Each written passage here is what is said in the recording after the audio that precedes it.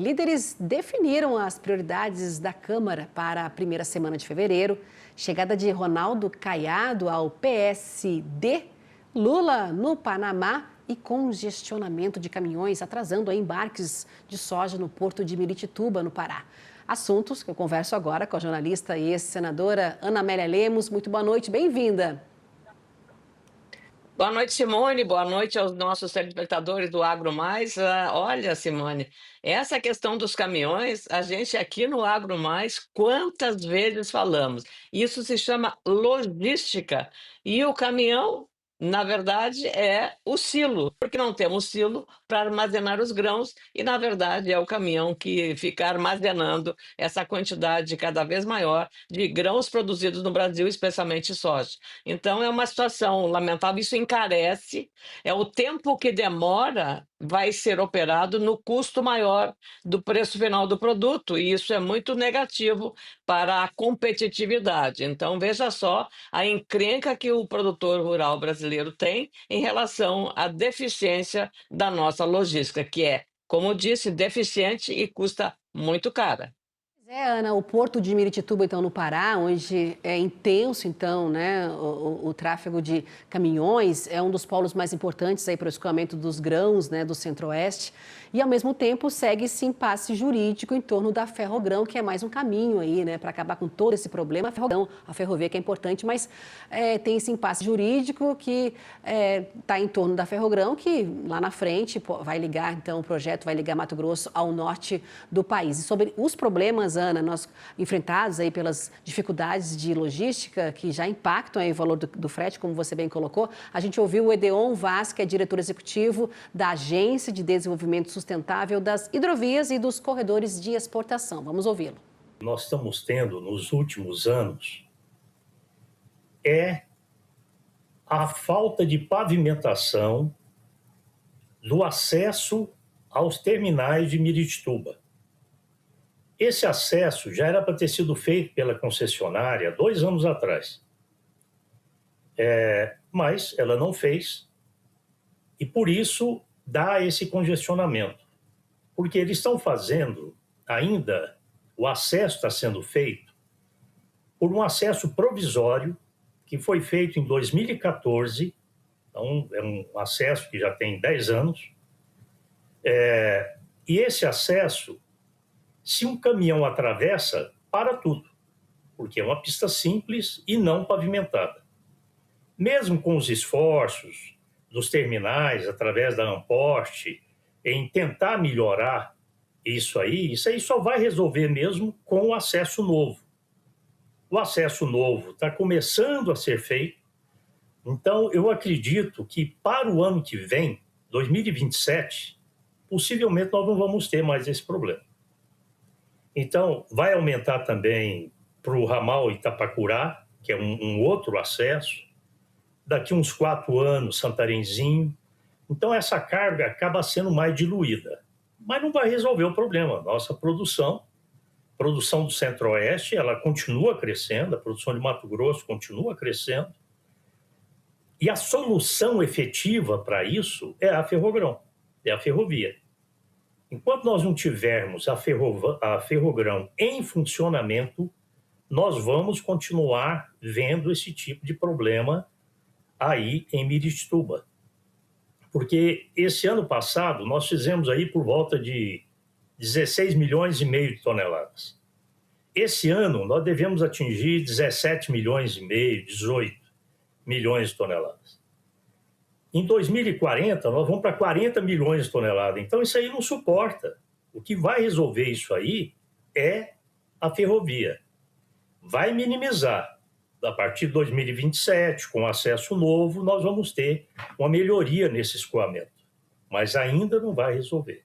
Quando impacta no valor do frete, ele reduz a margem de lucro, a margem de rentabilidade do produtor, porque aumenta o frete, reduz o valor da soja. Então isso vai ser sempre um problema enquanto nós não equacionarmos de forma definitiva essa questão do escoamento aí por Miritituba, que é fundamental. Pois é, né, Ana? Segundo a previsão, aí 2027, com essa pavimentação chegando na BR, vai ajudar, mas o problema central é a construção da Ferrogrão. Pois é, acabamos de falar sobre isso, porque, além do mais, não temos também silos para armazenar essa quantia de grãos que só aumenta a produção, o que é muito bom. Agora, se a nossa infraestrutura ou a logística, que é o tema mais usado hoje, não está adequada, veja que até a demora por essa concessionária na elaboração do acesso, como estava lembrando muito bem o líder do setor, isso só encarece, dificulta e não deixa condições para o país avançar para chegar logo, logo a 40 milhões de toneladas. Então, realmente, nós temos que correr contra o tempo. Seria muito próprio e oportuno, Simone, que os senhores parlamentares, tão acostumados a críticas, a cobranças e a gritaria, que se envolvessem em cobrar das autoridades competentes e da própria concessionária responsável a elaboração dessas obras inadiáveis e ao Poder Judiciário que tome decisões importantes que impactam sobre a economia brasileira, como essa da Ferrogrão. Não é possível nem admissível que essa novela ainda não tenha terminado. A culpa é de todos os agentes econômicos e institucionais, a começar especialmente pelo Poder Judiciário. Ana, vamos à viagem do presidente Lula, né? No Panamá. O presidente, então, afirmou que as intervenções que ocorreram, as intervenções militares, né, militares ilegais aqui na região da América Latina, né, e do Caribe, criticou também a falta de reação dos organismos internacionais diante dessas ações, viu, Ana? E durante o discurso no Fórum Econômico Internacional da América Latina, o presidente defendeu ainda que a única guerra, então, a ser travada é contra a fome e a desigualdade. Vamos ouvi-lo. Permitimos que conflitos e disputas ideológicas alheios se imponham. A CELAC não consegue produzir nem mesmo uma única declaração contra intervenções militares ilegais que abalam a nossa região. A história mostra que o uso da força jamais pavimentará o caminho para superar as mazelas que afligem esse hemisfério que é de todos nós. A divisão do mundo em zonas de influência e investidas neocoloniais por recursos estratégicos constitui gestos anacrônicos e retrocessos históricos. Para o Brasil, a única guerra que precisamos travar nesta parte do mundo é contra a fome e a desigualdade. E as únicas armas a integrar são as dos investimentos, da transferência tecnológica e do comércio justo e equilibrado. Não falou o nome de Donald Trump, mas criticou aí a intervenção, né, a ação da retirada de poder, né, de Nicolás Maduro. Aí, Simone, observe o seguinte: o presidente fala que não foi possível na CELAC, que, mal comparando, seriam as Nações Unidas da América Latina e Caribe. Não foi possível, entre esses países, encontrar um termo comum sobre o que aconteceu entre Estados Unidos e Venezuela, com a prisão no palácio do governo, no quarto de dormir do casal presidente, de tirá-lo e levar para uma prisão nos Estados Unidos. Coisa cinematográfica. E o presidente Lula, nesse evento no Panamá, fala sobre esse aspecto, que não foi possível uma nota de consenso entre os presidentes e os líderes desses países. Ora, se na própria região do hemisfério americano, na América do Norte, América do Sul e América Central, não foi possível uma nota desse tipo de solidariedade ou de defesa da soberania, imagine o que você vai esperar em relação às Nações Unidas, que compõem um universo muito maior e com muito maiores divergências ideológicas, religiosas, políticas e econômicas. Então, é um cenário globalizado com crises geopolíticas que estão impactando enormemente enormemente aqui na região com esse episódio, agora também com ameaças, com situações internas nos países sobre combate à imigração, que é uma questão humanitária e também que dá arrepios aqui o que acontece com o Brasil também, olhando esse cenário e vendo que o mundo está desafiando as inteligências, as lideranças políticas e institucionais, sejam do judiciário, do poder executivo, que tenham mais responsabilidade e mais compromisso com as nações. Então, o presidente Lula aproveita essas oportunidades. Ele até fez uma defesa aí, fez declarações dele sobre a questão do Canal do Panamá. O Canal do Panamá foi entregue pelos Estados Unidos, ele foi construído com capital americano e o governo americano, lá nos anos 90, fez uma devolução histórica do canal ao Panamá. Foi uma concessão. Claro, os termos como isso aconteceu, só que o Canal do Panamá que duplicou o seu tamanho, aumentou de capital. E para fazer isso, como Taiwan tinha embaixada no Panamá, a China chegou para o governo do Panamá, a China que é o maior cliente, veja o poder geopolítico para questões econômicas. Estou contando essa história porque eu estive lá no Panamá. A China chegou e disse para o governo do Panamá: se vocês não tirarem a condição de só representação comercial de Taiwan no Panamá e mantiverem a embaixada como país, nós vamos construir um outro canal de chegada.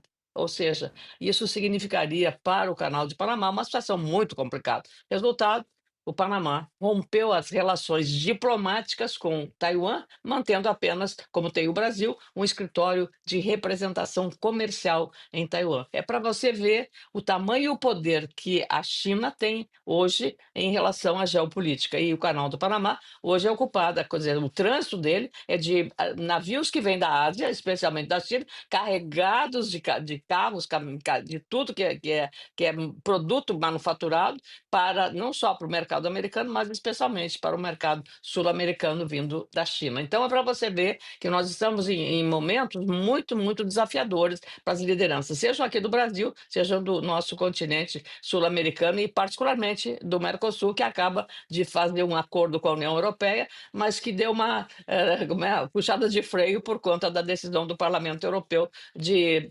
reexaminar o acordo por pressão dos produtores que temem concorrência com a competitividade que tem os nossos produtos, apesar das deficiências logísticas, como acabamos de ver aí em relação a Meritituba, lá no Pará, dessa fila interminável de caminhões para entregar no porto, minha cara Simone. E, Ana, vamos ouvir então o presidente Lula, que defendeu então a neutralidade do Canal do Panamá. Vamos ouvi-lo. O Brasil está avançando em ritmo acelerado na implementação de seu programa de Rota da Integração Sul-Americana. Continuamos empenhados em trabalhar com todos os países vizinhos. São dezenas de obras de melhoria de rodovias, hidrovias, ferrovias, portos e aeroportos, além de infovias e linhas de extramição, com potencial para dobrar o comércio intrarregional em poucos anos. A integração em infraestrutura não tem ideologia. Por isso, o Brasil defende a neutralidade do Canal do Panamá, administrado de forma eficiente, segura e não discriminatória há quase 3 décadas. Ressaltando a neutralidade do Canal de Panamá, ressaltando também aí os investimentos na infraestrutura logística na América Latina, que pode ampliar aí o comércio entre os países, não é, Ana? É claro, e foi muito aplaudido. Seguramente, muitos panamenhos, empresários e também lideranças políticas aplaudiram essa posição defendida pelo presidente. Foi correta a manifestação dele aí nesse aspecto, falando sobre exatamente a questão da integralidade, a manutenção da autoridade do Panamá sobre este canal. Porque, como eu disse, historicamente, os Estados Unidos que financiaram, que pagaram, foi uma obra extraordinária. Quem conhece aquilo fica pensando, né, você romper o continente, fazer um canal para passar ali do comércio, e agora está duplicado. É uma coisa extraordinária, vale uma visita ao Canal do Panamá para ver a inteligência humana e a sua capacidade para construir, mas às vezes para destruir, como acontece nas guerras, minha cara Simone.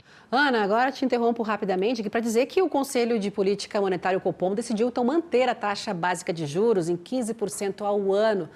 Não é, Ana? Esse é o maior patamar em quase 20 anos. Apesar da expectativa, então, do governo, também o Banco Central optou por seguir, então, com a Selic nesse patamar atual, né? 15% ao ano. A decisão já era esperada, então, por analistas, né, do mercado financeiro. Apesar disso, os economistas acreditam, então, numa redução moderada, não é, Ana? Na próxima reunião do Copom, que acontece em março. As justificativas do Copom para a manutenção dos juros aí são o cenário incerto da economia, né, na economia dos Estados Unidos e os indicadores econômicos no cenário doméstico aqui no Brasil, que seguem com crescimento moderado. Ana.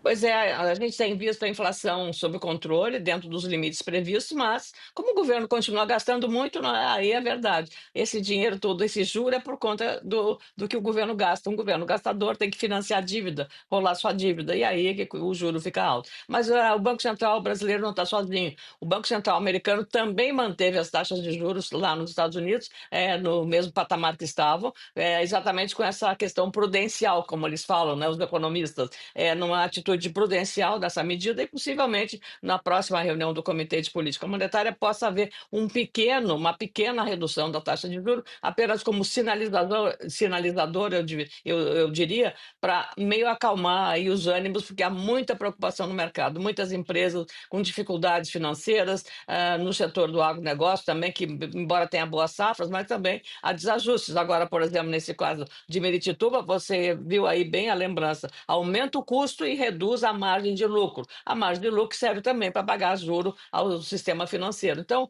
é uma cadeia, é uma rede, uma corrente que é retroalimentada. Então, se você não tiver uma economia funcionando dentro da normalidade e com taxas de juros compatíveis com os custos que você tem no país, minha cara Simone. Mas vamos torcer para que o Congresso, que vai retomar as atividades logo, que ele tenha juízo e trabalhe em favor do Brasil.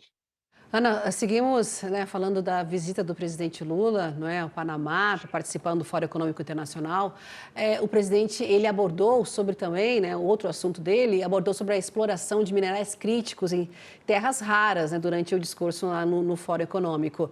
Segundo o presidente, esses recursos só têm sentido se forem, então, explorados para enriquecer os próprios países da região e não apenas atender interesses externos. Vamos ouvi-lo. Todo mundo hoje no mundo está falando de minerais críticos e de terras raras. Para que a gente fala tanto em terras raras e minerais críticos? Para a gente ficar exportando material bruto, matéria-prima in natura, para ser transformada nos outros países e a gente comprar as coisas transformadas a peso de ouro?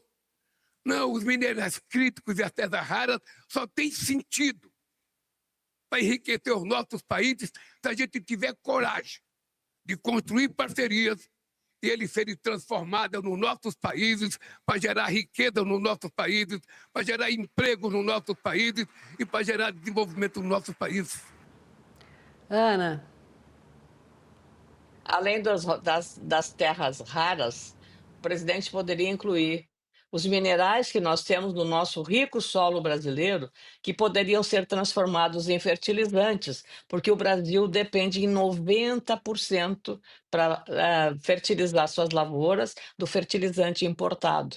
Essa é a hora também de pensar maior, de pensar grande no país, para torná-lo autossuficiente, pelo menos não tão dependente, porque, veja, os fornecedores entram em guerra e nós vamos pagar a conta. Então, não é só a terra rara, não é só o lítio que também é usado para fazer lá os microcomputadores, fazer os chips dos computadores, que esses países aqui da América Argentina, lá, grupos do Canadá, grupos australianos, chineses, estão explorando o lítio. Nós também temos riquezas minerais incalculáveis e somos dependentes também de importação. O presidente tem razão, mas o governo é responsável por estabelecer as políticas que definem exatamente o aproveitamento e o agregar valor em setores que são estratégicos, como é o caso dos minerais raros ou das terras raras, ou também para ser autossuficiente na produção dos fertilizantes que nós tanto precisamos, minha cara Simone. Ana, vamos para a pauta política, né? Saímos do Executivo. Agora, o presidente da Câmara dos Deputados fez uma publicação nas redes sociais sobre a pauta, então, acordada com os líderes, né, dos partidos para abrir o ano parlamentar, Ana Amélia. O deputado Hugo Mota diz na postagem que a Câmara vai dar celeridade ao acordo do Mercosul com a União Europeia, assim que o texto, então, do governo chegar no Legislativo e que a proposta de emenda à Constituição, a PEC da Segurança Pública, também vai ser debatida nas próximas semanas. Ana Amélia, PEC da Segurança Pública, mas também a celeridade que a gente vem falando aí, não é, em relação ao acordo do Mercosul e União Europeia. O Brasil quer fazer a parte dele. Bom, nesse caso do acordo Mercosul-União Europeia, nenhum problema, porque oposição e governo vão votar a favor e vão votar rapidamente, isso não vai ter problema nenhum. Os problemas estão mais na segurança pública, estão mais relacionados também à dosimetria, os vetos do presidente a essa matéria que vão ser apreciados pelo Congresso. Aí é que, como diria o ditado popular, aí é que a coisa complica. Mas isso aí os políticos vão entender que num ano eleitoral também essas matérias ficam mais, eu diria, enredadas, porque aí você tem a plateia, você tem o eleitorado do parlamentar que fica aguardando como é que o seu deputado vai votar, o seu senador, e aí também vai ter digamos, esse elemento. No caso do acordo Mercosul, nenhuma dificuldade, vai ser aprovado rapidamente, eu diria assim, por acordo de liderança, porque não há nenhuma dúvida sobre esse acordo, pela validade, pela importância e pela relevância. Mas esse também foi dito que é o maior acordo comercial do mundo. Agora acaba de a União Europeia assinar um acordo comercial, sabe com quem? Com a Índia. Se você computar a população da Índia, talvez dê a população um pouco mais do que a população dos países do Mercosul. Então, de fato, o mundo está se mexendo exatamente dentro de uma nova ótica geopolítica e essa ótica está sendo pautada também pelos interesses e as prioridades de cada país no campo econômico, porque economia boa vai gerar empregos e vai gerar também condições sociais melhores para a sua população, minha cara Simone. Ana, e o líder do governo na Câmara, deputado José Guimarães, ao sair então da primeira reunião aí de líderes do ano, né, ele disse que a medida provisória que prevê os 12 bilhões de reais aí em crédito para os produtores rurais que foram afetados pelo clima também ganhou prioridade na pauta. Vamos ouvi-lo. Nós estabelecemos aquilo que vamos votar até o Carnaval. Prioridade número 1, que foi a composição das comissões. E foi aprovada a proposta de manutenção dos mesmos partidos presidindo as comissões, só mudam os nomes. Mas aquilo que cada partido teve até agora nas comissões serão repetidas as indicações, cabendo a cada bancada indicar um outro nome. E segunda prioridade, nós vamos votar 2 medidas provisórias que estão se vencendo.